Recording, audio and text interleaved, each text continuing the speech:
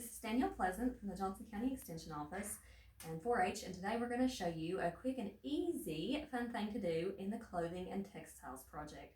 So today we're going to be doing a tie-dye shirt using some household items that most everyone has. So things you're going to need, a white t-shirt or something you want to dye. Some people like to do socks or even pillowcases, so pick out something you want to tie-dye. You are going to need some rubber bands. Today we're going to be using white vinegar and Kool-Aid for our dye, so you can pick whatever color you want, or colors. Just be aware that when you mix these, they may make a different color. We are going to be using a disposable pan, but you can do this over the sink or outside's even better. And since we're using a pan, just to keep we're going to use a baking rack or a cooling rack over the top of our pan so the dye does not drip all over our table. You're also going to need a bowl with just some regular warm tap water or a pre-wash shirt. We do recommend that you pre-wash whatever you're going to dye, because it does have sizing from the manufacturer, which is going to affect the way that it absorbs dye. And we're going to use just some gloves so I don't dye my hands green today. So we're going to go ahead and soak our shirt and then wring it out so that it's ready to take the dye. And a bonus for this project is when you mix the Kool-Aid, it smells really good, and it's of course safe to do with small kids as well. So we're going to just make sure this gets good and soaked, and then we're going to wring it out as best we can. We'll try not to make a mess.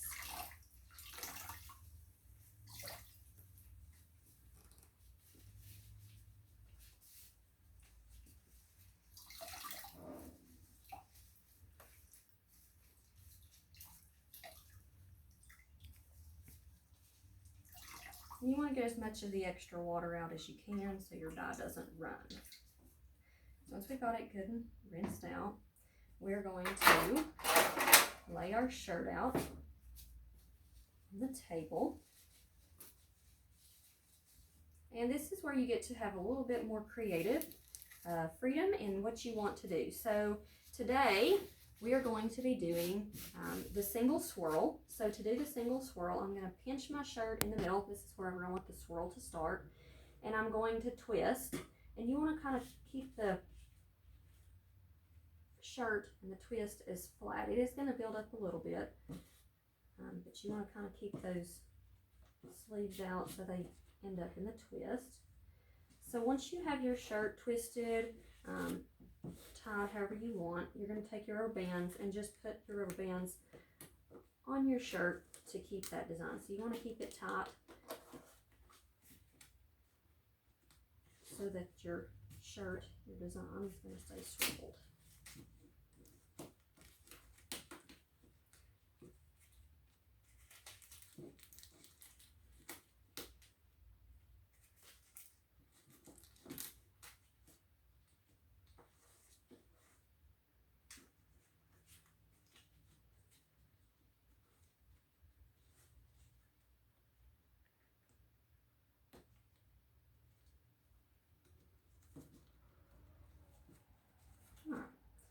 So I have my shirt twisted up.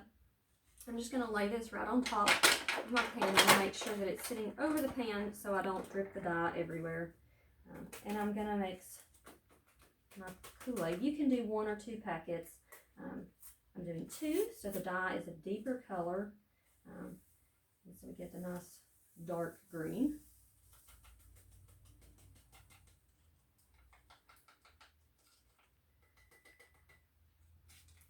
And we're just going to mix this up. I did heat the vinegar a little bit, and as you heat it, it just helps that dye set a little bit quicker. Alright, so we're going to take our dye, and you can use a spray bottle. You can dip this on, you can squirt this on. However you want to do it is up to you, but we're just going to try to stay within our boundaries for our shirt and just pour this over each section. Okay, and I do want to do green and white, of course, for 4-H, so I'm going to skip every other section.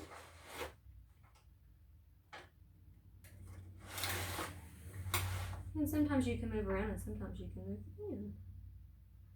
All right, and then I'm going to turn this over. I want to make sure I get all sections equally, so you can see that some of the dye did not soak through, so we're going to do this back side too.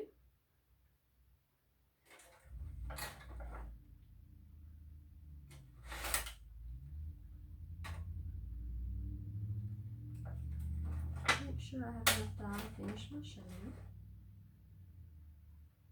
Okay.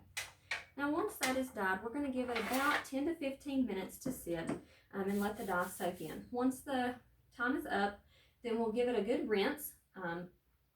Rinse it out really good and then let it dry.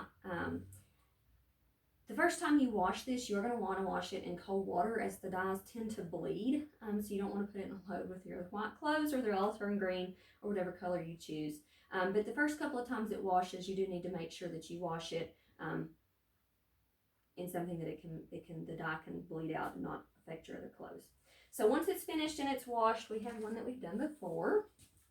So this one I just used orange Kool-Aid, and it smells wonderful, but we've got a nice swirl pattern on our t-shirt. And so if you enjoy this project, you can follow us on Facebook or check out your local extension office for more clothing and textile projects that you can do through 4-H. Thank you.